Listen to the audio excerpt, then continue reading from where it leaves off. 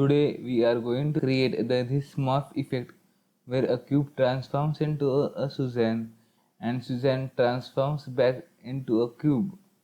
It's simple setup and can be used for all kinds of transformation animations. So let's get started. First, switch to the Geometry Nodes workspace and click New. I am going to disconnect the default geometry because we won't need it. Next, add a Suzanne monkey object and hide it in the viewport. Then select the cube since that's the object we will be working on. Add an object info node and connect its geometry output directly to the group output. From the object drop down, choose Suzanne. Now add a set position node. Between object info and set position, add a capture attribute node.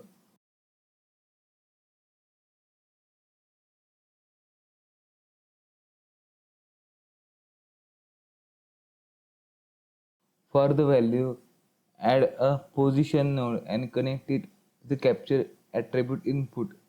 This stores the position of every point so we can use it later during the morph.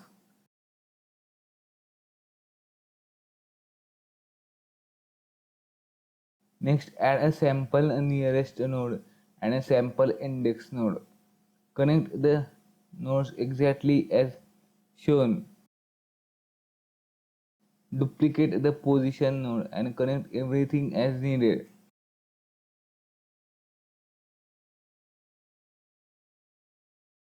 Also change the sample index data type from float to vector.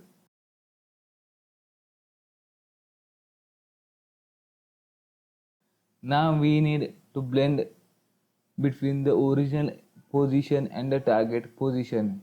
Since mix RGB has been replaced in newer Blender version, add a color mix node and change its mode to mix.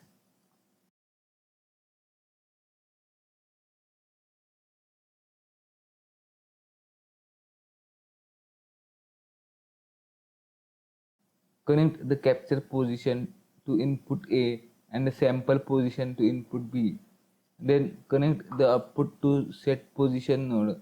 As you move the factor slider, the cube smoothly morphs into a Suzanne.